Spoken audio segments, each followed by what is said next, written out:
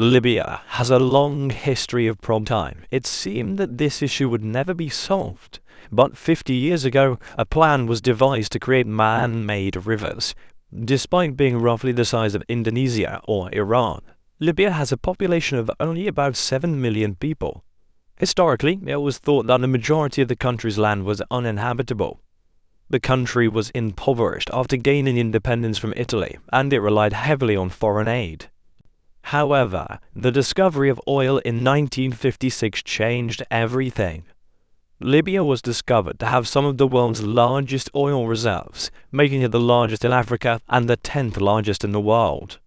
Within 20 years of the first discovery of oil in 1956, Libya's population would roughly double by 1976.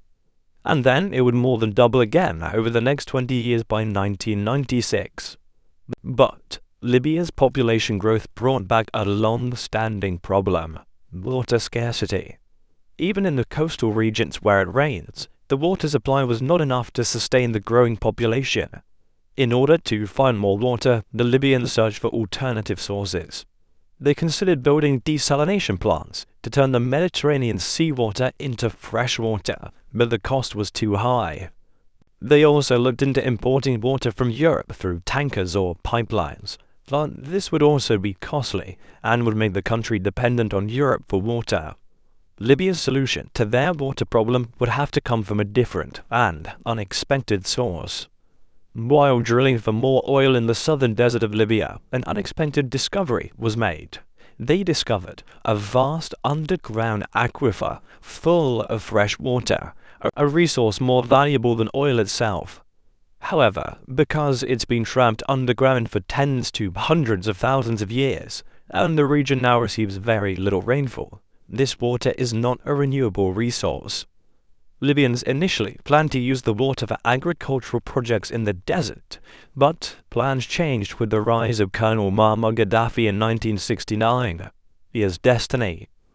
The Great Man-Made River Project involved constructing more than 4,000 kilometers of pipes to transport water from underground aquifers in the south to the cities in the north. The system includes over 1,300 water wells, most of which are over half a kilometer deep, to extract water from the ground. The Great Man-Made River Project was divided into 5 phases, the first of which focused on constructing a pipeline from south to north, tapping into the Nubian sandstone aquifer, and connecting to the cities of Benghazi and Sirte. This phase alone necessitated the use of 250,000 sections of concrete pipe.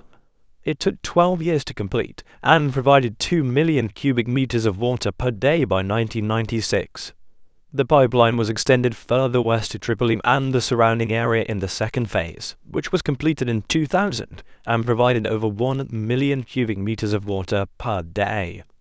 The third phase, finished in 2009, added another pipeline to the existing network, increasing water supply to Benghazi and Sirte. The fourth and fifth phases, which were intended to connect the western and eastern systems and connect Tobruk to an aquifer, were never completed due to the political turmoil and civil war that followed the Arab Spring Revolution and Gaddafi's regime's overthrow in 2011.